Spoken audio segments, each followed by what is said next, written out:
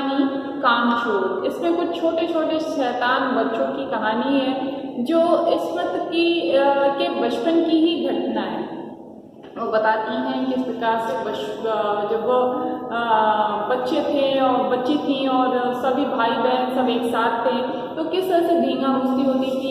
एक दिन सफाई की बात जब उनके पिताजी कहते हैं तब क्या बात होती है, किस तरह से सारे बच्चे सफाई करने को आतुर हो जाते हैं। क्यों? क्योंकि उनके पिताजी ने कहा था, उनके अब्बा ने कहा था कि सबको बस तनख्वाह देंगे, तो सबको पैसे की लालच, तनख्वाह की लालच ने सारे बच्चे उस लालच में काम करने को आतुर हो जाते हैं। तो आइए हम आगे बढ़ते हैं कि सभी बच्चों को मार पड़ती है। क्यों? क्योंकि वो पानी ले जाने के लिए थोड़ा पानी डालना था कालीन पे, जिससे जो है धूल ना उड़े, परंतु बच्चे तो बच्चे ही होते हैं और क्या होता है वो इतना पानी पड़ जाता है कि चारों तरफ कीचड़ ही कीचड़ हो जाता है।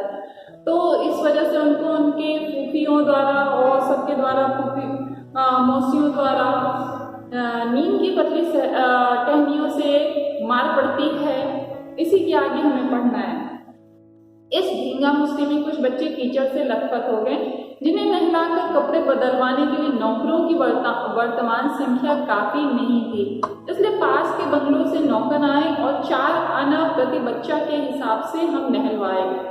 यानी जहाँ पिताजी अभी क्या कर रहे थे, इस बच्चे के पिताजी भी ये सोच रहे थे कि बच्चों को तनख्वाह देंगे, बच्चों को कुछ सिखाएंगे। वहाँ उन्हीं के ऊपर हो गया कि दूसरे अगल बगल के बंगलों से नौकरों को बुलवाया जा रहा है। क्यों? क्योंकि बच्चे इतने ज़्यादा थे और नौकर कम थे। सभी बच्चों को नहलाना धुलाना था, सब के सब कीचड़ से लथपथ हो चुके थे। तो 4 आना प्रति बच्चा के हिसाब से बच्चों को नहलवाया गया। हम लोग कायल हो गए कि सचमुच ये सफाई का काम अपने बस की बात नहीं है और न पेड़ों की देखभाल हमसे हो सकती है।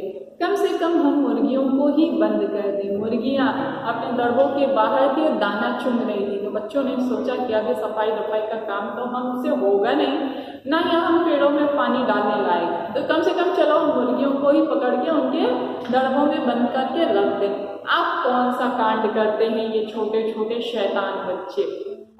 आइए पढ़ते हैं। तो कहते हैं कि बस शाम से ही जो बांस छड़ी हाथ पड़ी लेकर मुर्गियां हाँकने लग गई, चल दड़बे दड़बे। मुर्गियों को हाँके कहा जा रहा है, चल दड़बे दड़बे। तो मुर्गियां भी अपने मन की शैतान है, वो ऐसे कैसे दड़बे दड़बे में घुस जाएंगी। तो कहते पर साहब मुर्गियों को भी किसी ने हमारे विरुद्ध भड़का रखा था, ऊट पटांग इधर उधर कूदने लगी। अब जो काम बड़े घर के करते आए हैं, घर के जानवर भी ये जानते हैं कि यह बड़ा व्यक्ति है, यह कह रहा है, तो उसका वो भी क्या करते हैं, आपके घर में भी आपके कुछ पेट्स होंगे जो आपके उस घर के गार्जियन की भी बात मानते होंगे। तो बच्चों को वो भी उन्होंने, मुर्गियों ने भी ऐसे ही ले लिया। तो क्या कहते हैं कि वो भी इधर उधर कूदने लगती हैं, यानी कि दड़बे में नहीं जाती हैं। मुर्गियां खीर के प्यालों से जिन पर आया चांदी के वर्क लगा रही, जिन पर आया यानी काम करने वाली नौकरानी जो थी वो चांदी का वर्क लगा रही थी, दौड़ती फड़फड़ाती हुई निकल गई। तूफान गुजरने के बाद पता चला कि प्याले खाली हैं, यानी कि प्याला तो रह गया परंतु खीर जो है वह गिर गई। और सारी खीर दादी के कामदानी दुपट्टे पर ताजे धुले सिर पर लगी हुई है। कामदानी पतले पतले तार को लेकर ना हाथ से दुपट्टे बनाए जाते हैं, जो दूर से देखने में ऐसे लगते हैं जैसे उसमें सितारे लगे हुए हैं। तो पतले पतले जो तार थे वो उसी की वजह से उसको कामदानी का दुपट्टा कहते हैं। तो वो दादी ने सर तोड़ रखा था। तो क्या वो कहती हैं लेखिका कहती हैं कि वो उनके अभी वो सर धुली थी उनकी दादी, तो उनके सर पर वो सारी क्या हुई कि वो सारी खीर जो है गिर जाती है। एक बड़ा सा मुर्गा अम्मा के खुले हुए पानदान में फांद पड़ा और कत्थे चूल्हे से लुथड़े हुए पंजे लेकर नानी अम्मा के सफेद दूध जैसी चांदनी पर छाप मारते हुए निकल गया। यानी सर पर क्या करता है वो कत्थे और यानी कि लाल लाल जो था वो सब कुछ अपना मुर्गा जो था वैसे सर पर छाप मारता हुआ निकल जाता है। सोचिए आप अपने बचपन की शैतानी। एक मुर्गी दाल के पतीले में छपाका मारकर भागी और सीधी जाकर मोरी में इस तेजी से फिसली कि सारा कीचड़ मौसी जी के मुंह पर पड़ा। जो बैठी हुई हाथ मुंह धो रही थी, इधर सारी मुर्गियां बेनकेल का ऊंट बनी हुई दौड़ी जा रही थी। बेनकेल यानी कि क्या कहते हैं, वो नाक में नकेल डाली जाती है ना, कि वो इधर उधर वो रस्सी बांधी जाती है, इधर उधर न जाए, लेकिन वो सारी मुर्गियां जो हैं बच्चों जैसे बच्चे दौड़ रहे हैं वैसे मुर्गियां भी दौड़ रही हैं।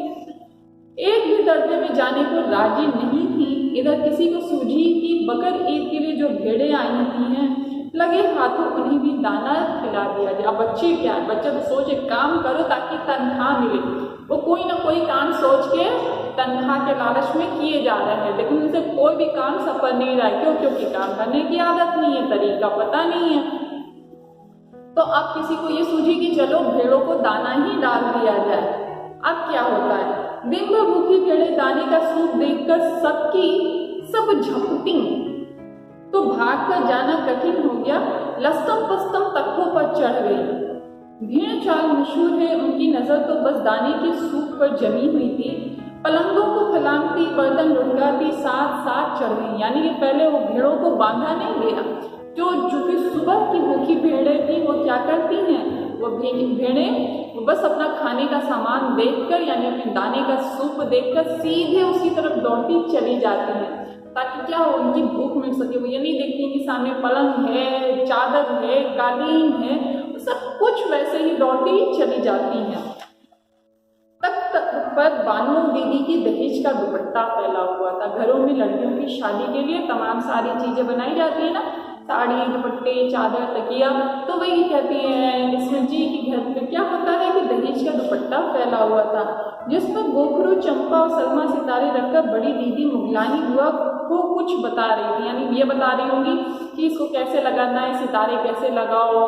ठीक भेड़े ने संकोच सबको रौंदती अपने खुरों में किरणें गोखरू, लचका और सलमा सितारे उलझाती जाजिट के दुपट्टे को रौंदती मेंगनों का छिड़काव करती हुई दौड़ गई। यानी कि क्या हुआ, दहेज का दुपट्टा बर्बाद हो गया। वो सारा सलमा सितारा अपने पाँव में लपेट के भाग चली। जब तूफान गुजर चुका तो ऐसा लगा जैसे जर्मनी की सेना टैंकों और बम्बारों सहित उधर से छापा मारकर गुजरी हो गई। कभी ये लेखिका क्या कहती है, लेखिका कहती है कि जैसे द्वितीय विश्व युद्ध के समय जो जर्मन की सेना थी वो जिसने जिस प्रकार से आतंक मचाया हुआ था, या भेड़ें भी उसी प्रकार से आतंक मचाकर अपने निशान फैलाती हुई चली गई। जहां जहां से सूप गुजरा, भेड़ें शिकारी कुत्तों की तरह गंध सूंघती हुई हमला करती गई। जहां जहां से वो जा रहा वहां से वो अपने सूप को सूंघती हुई चली जा रही है।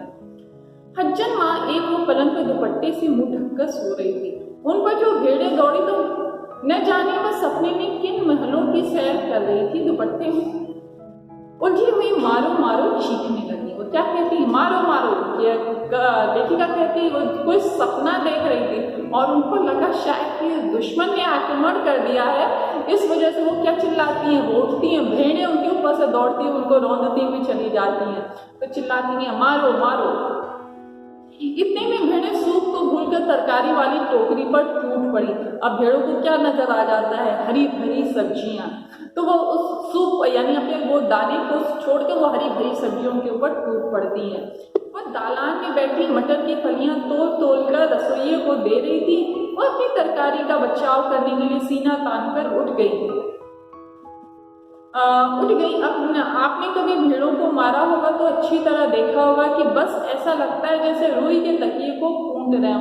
यानी कि भेड़ों के ऊपर कोई असर नहीं पड़ता है। क्योंकि उनके ऊपर तमाम उनके ऊंट होते हैं, रुइयां होती हैं, तो वो क्या होता है, वो भाड़ भड़ लगती है, पर भेड़ों को असर नहीं होता। क्योंकि कुदरत ने उनको ऐसे ऑलरेडी इतना मोटा सा गद्दा उनके ऊपर डाल के रखा है। भेड़ को चोट ही नहीं लगती, बिल्कुल ये समझदार कि आप उससे मजाक कर रहे हैं, वह आंखें पर चढ़ बैठेगी। जरा सी देर में भेड़ों ने तरकारी छिलकों सहित अपने पेट की कड़ाही में झोंक दी। यानी कि सारी की सारी सब्जियां जो है भेड़ें खा जाती हैं बच्चों की लापरवाही के कारण। इधर यह प्रलय मची थी, उधर दूसरे बच्चे भी लापरवाह नहीं थे। इतनी बड़ी फौज थी जिसे रात को खाना न मिलने की धमकी मिल चुकी थी। बच्चे तो सुबह से काम करने के लिए व्याकुल थे और ऊपर से उनको धमकी भी आती है बाकी की रात को खाना नहीं मिलेगा। तब वे 4 भैंसों का दूध दूहने पर जुट गए कि कोई तो काम कर लो, चलो भैंस की दूध लिया जाए।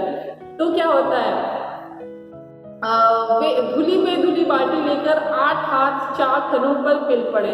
8 हाथ, जहाँ 2 हाथ तो गाय या भैंस बड़ी मुश्किल से अपना दूध दूहने देती हैं, वहाँ 8 बच्चे, वहाँ कम से कम 4 बच्चे एक थन के नीचे बैठे और सब दूध दूहने की कोशिश कर रहे हो। तो सोचो गाय या भैंस क्या करेगी, वो तो पैर उठा के मारेगी ना। तो भैंस एकदम जैसे चारों को पैर जोड़कर उठी और बाल्टी को लात मारकर दूर जा खड़ी हुई। वो क्या कहते हैं, लेके जाके दूर जाकर खड़ी हुई कि कौन शैतान की फौज आ गई दूध निकाल ले। फिर आगे तय हुआ कि भैंस की गाड़ी पिछाड़ी बांध दी जाए। गाय भैंसों के आगे पैर, पीछे के पैर जब वो पैर मारती हैं तो बांध दिया जाता है। तो वही लेखिका कहती है मतलब कि बच्चों ने तय किया, फिर काबू में लाकर दूध लिया जाए। बस झूले पर की रस्सी उतारकर भैंस के पैर में बांध दिए गए। पिछले 2 पैर चाचा जी की चारपाई के पायों से बांध अगले 2 पैरों को बांधने की कोशिश की जा रही थी कि भैंस चौकन्नी हो गई। छूट कर जो भागी तो पहले चाचा जी समझे कि शायद कोई सपना देख रहे। चाचा जी क्या सोचते कि शायद कोई सपना देख रहे, क्योंकि शायद वो उस चारपाई में सो रहे थे। सोचिए अचानक से जिस बेड पे सोए वो बेड ही भागने लग जाए तो आपको कैसा लगेगा। तो फिर जब चारपाई पानी के ड्रम से टकराई और पानी छलक कर गिरा तो समझे आंधी तूफान में फंसे। चाचा ने सोचा लगता है मैं आंधी तूफान में फंस गया हूँ। साथ में भूचाल आया। भूचाल यानी क्या हो गया, भूचाल, भू जो है यानी धरती जो है वो डगमगाने लगी यानी भूकंप आ गया है। फिर जल्दी उन्हें असली बात पता चल गई और वो पलंग की दोनों पार्टियां पकड़े बच्चों और भैंसों को सांड की तरह छोड़ देने वालों को बुरा भला सुनाने लग जाते हैं। यानी कि क्या कहते हैं, एक तो वो डर रहे होते हैं और ऊपर से क्या कहते हैं, वो बुरा भला यानी कि बच्चों को कुछ गलत शब्द कहते हैं। ठीक, यहाँ बड़ा मजा आ रहा था। भैंसें दौड़ी जा रही थी और पीछे पीछे चारपाई और उस पर बिल्कुल राजा इंद्र की तरह बैठे हुए चाचा जी। सोचिए आप अपनी कल्पना करिए कि आप किसी चारपाई पे हैं और भैंस तेजी से दौड़ती जा रही है और आप चारपाई से उतर भी नहीं सकते, कैसा लगेगा, है ना। तो फिर क्या हुआ, ओह एक भूल हो गई, अर्थात पड़वा तो खोला ही नहीं। यानी कि अभी एक और तूफान आना बाकी है। पड़वा यानी गाय का बछड़ा। फिर कहता पड़वा तो खोला ही नहीं, इसने तत्काल पड़वा खोल दिया गया। यानी कि अब एक और तूफान आ गया। अभी तो बच्चे ही थे, गाय और भैंस थी, बकरियां थी, मुर्गियां थी। अब एक और तूफान पड़वा। 3 निशाने पर बैठा और पड़वे की ममता में व्याकुल होकर भैंस ने अपने खुरों को ब्रेक लगा दिया। यानी कि भैंस अब दौड़ना छोड़ दी। पड़वा तत्काल जुट गया, हाँ, दूध पीने में। दूहने वाले तुरंत गिलास कटोरे लेकर लपके, क्योंकि बाल्टी तो छपाक से गोबर में जा गिरी थी। पड़वा और 4 बच्चे भैंस फिर बागी हो गई, यानी फिर से वो दौड़ने लग जाती है और अपने पैरों को मारने लग जाती है। कुछ दूर जमीन पर और कपड़ों पर 2-4 धारे गिलास कटोरों पर भी पड़ गई। बाकी पड़वा पी गया।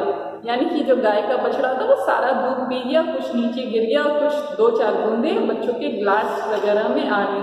बस सब कुछ 1 मिनट के 3/4 में होंगे। यानी बच्चों को पता ही नहीं चला कि कब जो वो बछड़ा था वो सारा दूध पी गया। फिर में तूफान खड़ा हुआ। ऐसा लगता था जैसे सारे घर में मुर्गियां, भेड़े, टूटे हुए तसले, बाल्टियां, लोटे, कटोरे और बच्चे बिखरे पड़े थे। सोचिए हंसी की क्या बात है कि बच्चे भी बिखरे पड़े थे। आप एक ऐसे घर में चारों तरफ आप अपने घर का मंजर सोचिए, कहीं बल्टी गिरी है, कहीं भगोना गिरा है, कहीं गिलास गिरा है, कहीं मुर्गी दौड़ लगा रही है, कहीं भीड़ दौड़ रही है, कहीं पे गाय भैंस दौड़ रही है और उसके पीछे पीछे बछड़ा दौड़ रहा है और और घर के बच्चे सबके पीछे पीछे दौड़ रहे हो, पूरा घर कीचड़ से सना हुआ। आप कल्पना करिए कि आप कैसे लगेंगे। ठीक, फिर क्या हुआ, अम्मा ने सिर पीट लिया। सोचिए आपकी मम्मी कैसे अपना सर पीटेगी। वैसे क्या होता है, बच्चों की अम्मा ने अपना सर पीट लिया। दादी जो होती है चौखट पर बैठकर रोने लगती है कि जैसे द्वितीय विश्व युद्ध छिड़ गया हो, तो वो रोने लगती है चौखट पर बैठकर। बड़ी कठिनाई से शांति कायम करके भेड़े, भैंसे और बच्चे बाहर किए गए। यानी घर से जिस प्रकार से भेड़ को बाहर किया गया, भैंस को बाहर किया गया, वैसे ही बच्चों को भी बाहर किया गया। मुर्गियां बाग में हटाई गई, यानी वो पकड़ में तो आ नहीं रही थी कि सबके सब क्या हो गई थी, बेअंदाज हो गई थी, तो बाग में उनको हाँक दिया गया कि जा इत्मीनान से घर वर साफ हो जाए, तब मुर्गियों को क्या किया जाएगा, उनके दड़बे में रखा जाएगा। तो शोक करती हुई तरकारी वाली के आंसू पोछे गए। जो सब्जी बेचने वाली आई थी वो भी उसके आंसू पोछे गए, भैया तुम्हारी जो सब्जियां वो तो भेड़े खा गई हैं। तो फिर और अम्मा आगरा जाने के लिए सामान बांधने लगी कि अम्मा को लगता है अब इस घर में वो नहीं रह सकती। जैसे आपकी मम्मी बहुत जब गुस्सा हो जाती है तो कहती है मैं जा रही हूँ, अपने मायके जा रही हूँ, तो वैसे ही उस लेखिका की अम्मा भी जो होती है वो भी अपना सामान बांधने लगती है कि हम आगरा जा रहे हैं, इन शैतान पाजी बच्चों के साथ अब नहीं रहेंगे।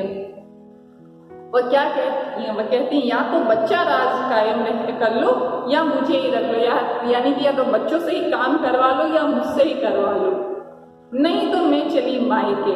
ठीक, यानी कि वह अपने माँ के घर जाने की धमकी देती है। अम्मा ने चुनौती दे दी, हुए बच्चे हैं कि लुटेरे हैं। वो बच्चों को लुटेरा कहती है कि सब सारे बच्चे एक झुंड में इकट्ठा होकर सारा जो घर का कबाड़ कर देते, तहस नहस कर देते। और अब्बा ने सबको कतार में खड़ा करके पूरी बटालियन का कोर्ट मार्शल कर दिया। कतार में, यानी कि अब्बा क्या करते हैं, एक लाइन में सभी बच्चों को खड़ा करते हैं और क्या करते हैं, सब एक पूरी बटालियन का, बटालियन यानी कि पूरी की पूरी फौज। और कोर्ट मार्शल यानी कि क्या होता है, कोर्ट मार्शल यानी कि फौज की एक अलग से, जो अगर फौज में कोई कुछ गलती करता है तो उसकी अलग से अदालत लगती है। वो हम जो हमारी जो न्यायपालिका होती है ना, उसमें उनके केस नहीं आते, उनकी अपनी होती है, जिसको कहते हैं कोई, जहाँ पे क्या होता है कोई कुछ गलती करता है उसके सस्पेंड किया जाता है, कोई बात होती तो कहते हैं कोर्ट मार्शल करना। तो क्या कहते हैं कि फौजी अदालत में एक प्रकार का न्याय विचार जो है, ये सारे के सारे फौज हैं, आतंकी हैं। तो अब्बा ने क्या करता है, क्या किया, अब्बा ने सबका कोर्ट मार्शल कर दिया, यानी कि सभी को सजा सुना दी। अगर किसी बच्चे ने, सजा क्या है, सुनो क्या शानदार सजा बच्चों की होती है। अगर किसी बच्चे ने घर की किसी चीज को हाथ लगाया तो बस रात का खाना बंद हो जाएगा।